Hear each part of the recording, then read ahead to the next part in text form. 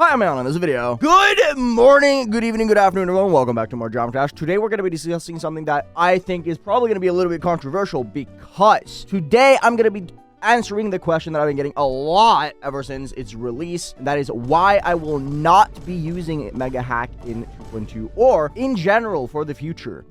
This is not to say that MEGAHACK is a bad program by any means. I will preface at the very beginning to say that Absolute has done an absolutely fantastic job basically just keeping the community alive for a while, because the reason why I used MEGAHACK in 2.1 because I truly believed that to get the best possible gameplay experience in 2.1, MEGAHACK was a necessity. Keyword necessity. MEGAHACK is still a fantastic product, and I do fully understand why people want to use it. I just want to express why I personally will not be using it, because I've been getting a lot of questions about it, essentially. I keep getting asked on stream, Aeon, why are you not using MEGAHACK? And that is what I'm going to be trying to explain today. Now, first and foremost, when I say that Geometry Dash MEGAHACK is a necessity in 2.1, arguably, I would say that the absolute biggest reason for this is essentially Practice Music Hack. Practice Music Hack is by far the most important thing that you can have in 2.1 because it basically makes practicing levels like 1,000 times easier. And I think this alone is probably the biggest reason as to why I won't need MEGAHACK in 2.2 like at all, because we have this little option right here. I've already bought it, obviously. Where the hell did it go?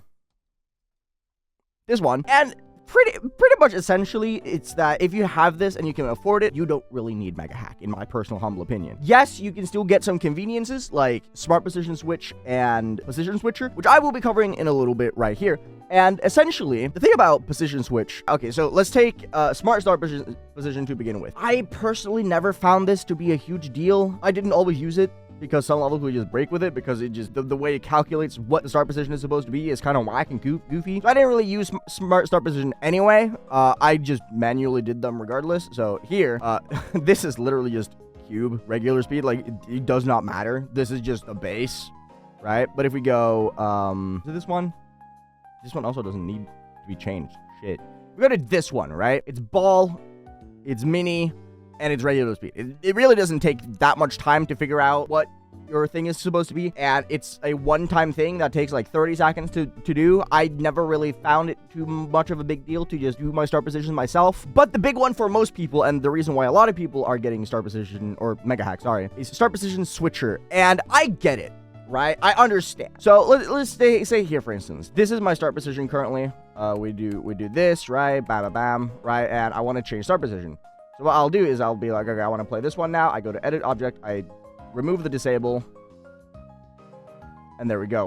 We're back here, right? It's very fast. As I said, for me in 2.1, start position switcher, well, not start position switcher, but MEGAHACK was a necessity because it felt like something that I needed to get a good experience with the game. I think that this disable feature with start positions right here is more than fast enough. You might be wondering, but Aeon, you have 3 start positions for Serix, and that is true. However, if we go to Jamboree, for instance, which is a level that I don't need as much practice with, the reason why I have 3 start position copies for Serix is because of the fact that I will need a ton of practice with it. I'll have to practice every single part a ton, therefore it's necessary. With something like Jamboree, which is the current level that I'm working on the side, I don't really need that much practice, so I can have one copy and I'll just like move around. If I need to practice the wave, I'll just enable the wave. If I need to practice a different part, I'll just enable a different part, right? If I need to practice from here, I'll just do that. Easy peasy lemon squeezy, right? To me, start position switcher just doesn't feel like a necessity.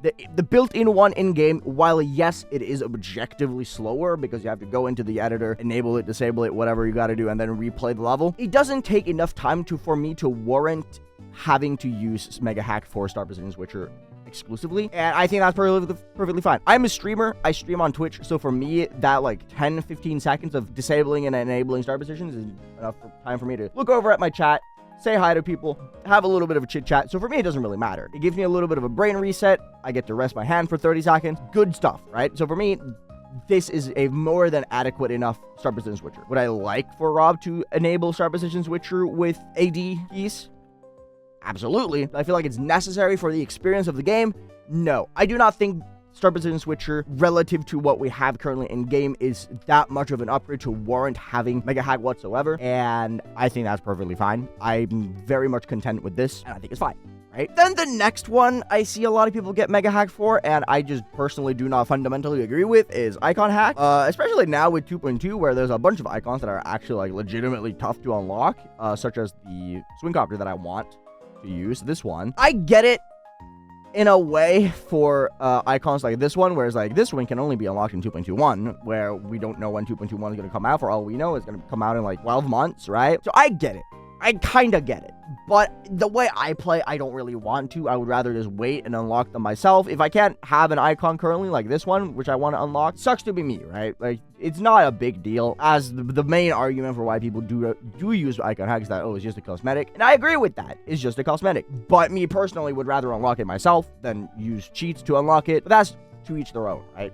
So for me, icon hack just isn't really a thing that crosses my mind. I'll just unlock stuff myself. So that's perfectly fine, right? That's just how I do stuff. Now, as for show hitbox on death, I've actually convinced a bunch of people on this one why show hitbox on death is cringe and you should not use it. How many times have you died to something, been like, what the hell did I die to? Click show hitbox on death, and then immediately gotten annoyed at the fact that it was a bad hitbox?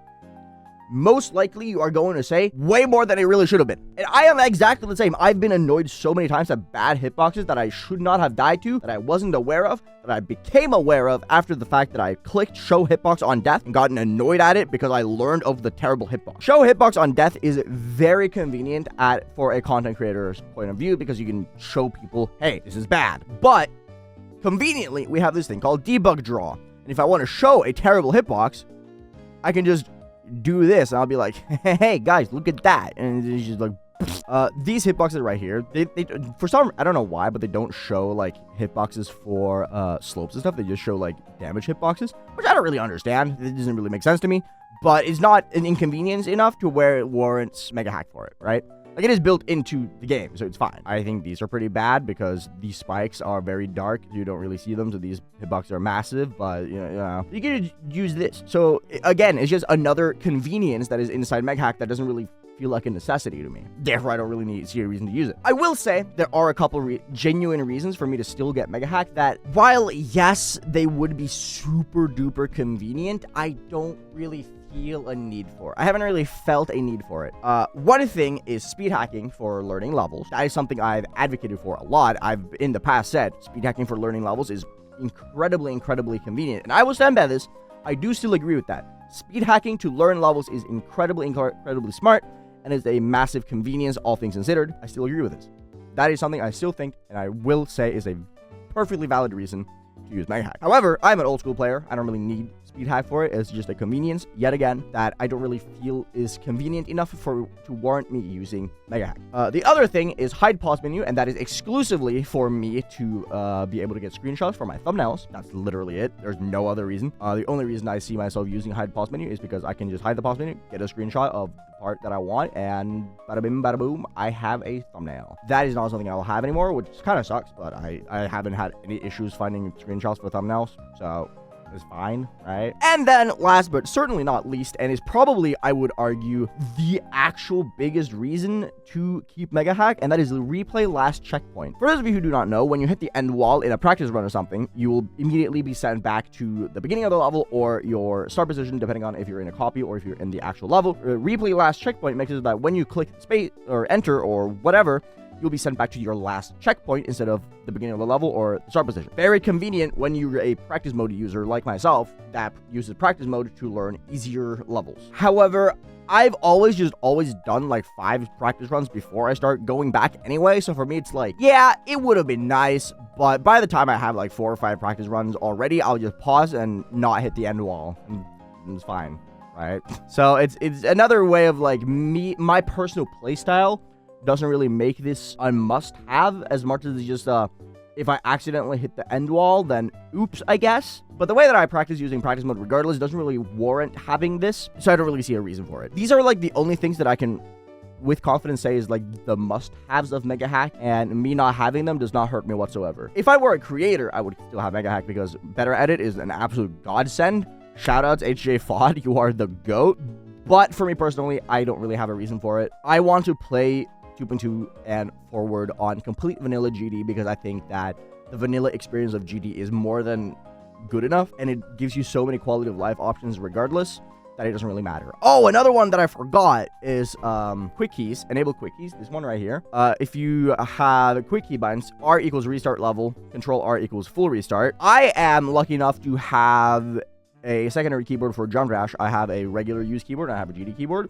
So for me, this is like the most convenient thing ever because I'll just like rebind my keyboard R button to whatever is most comfortable for me, which happens to be the C key. So currently my C key is R. So I'll just like click C and it'll restart my level. And that is one of the things that I used MEGAHACK for, and I don't need that anymore. And as far as I'm concerned, Rob is actually working on enabling keybinds and allowing for custom keybinds with the next update. So, you know, that's another thing that we don't need MEGAHACK for anymore. But that's besides the point. As I said, if you want to use MEGAHACK, go for it. I just wanted to make a quick video explaining why I will personally not be using MEGAHACK because I've been getting a ton of questions about it. I just want to advocate for the fact that 2.2 and GD as a base game now is more than good enough for a very, very good player experience, even at the highest level. Do you want to use MEGAHACK for convenience? Absolutely go for it. As I said, I think Absolute does a fantastic job at being an absolute saint to the GD community. This is by no means me trying to hate or anything. This is just me showing that I think that the base game now is more than good enough, because I've seen a lot of people be like, oh, but the reason why I want to use MEGAHACK still is because the base game just doesn't have the quality of life options that MEGAHACK does, even though I personally think that they do. And I want to be an advocate for the fact that base game GD has the quality of life options that people used MEGAHACK for to begin with. People just don't want to try. Tell me what you guys think. Are you guys going to be using MEGAHACK? Are you guys not going to be using MEGAHACK? Keep it civil, keep it clean. I do not want to see any hate of any kind. This is just an informative video, basically. For those of you who didn't even know that some of these options existed, hopefully this was helpful. I'll see you guys around. Take care, everyone. Eat your green, stay healthy, stay hydrated. Thank you for making my day better. Hope my day was a little bit better too. I'll see you guys later. Peace out.